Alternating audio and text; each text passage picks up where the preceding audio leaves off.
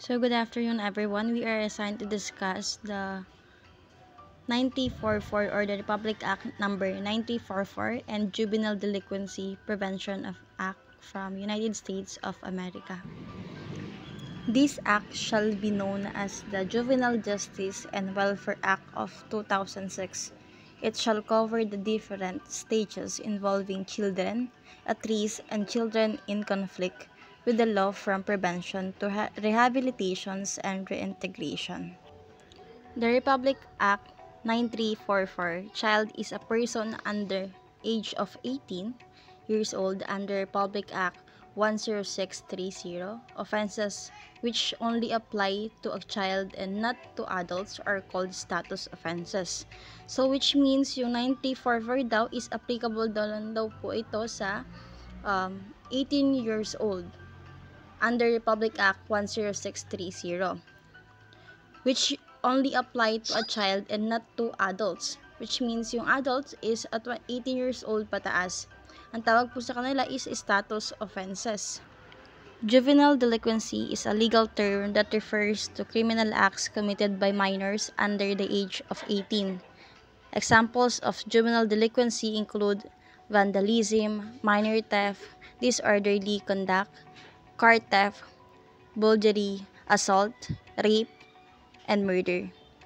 Less serious crimes committed by minors are usually classified as status offenses.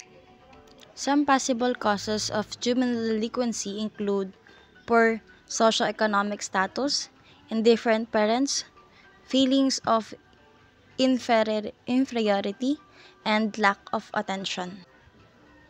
The main difference between Republic Act 3A, Republic Act 9044, and Republic Act 10630 is that 10630 Republic Act amended RA 9044 to strengthen the juvenile justice system in the Philippines. So Republic Act 9044, the Juvenile Justice and Welfare Act of 2006, which was adopted in 2006 and amended in 2013.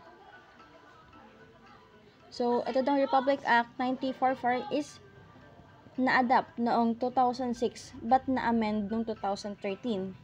Aims to create child-friendly justice system that focuses on rehabilitations and restorations instead of punishment. So, yung 9044 daw is mas gusto nilang ma-rehabilitate yung children na gumawa ng act or juvenile delinquency instead of punishment.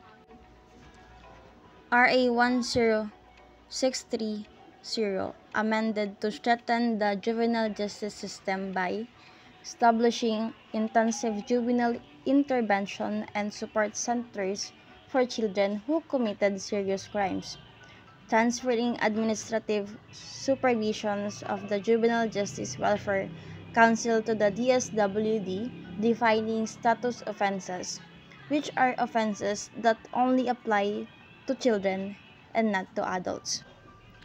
Juvenile Justice Law in the United States of America. So what is the GDA or the Juvenile Delinquency in the United States? It applies to those charged before the age of 21 with a breach of federal criminal law occurring before they reach the age of 18.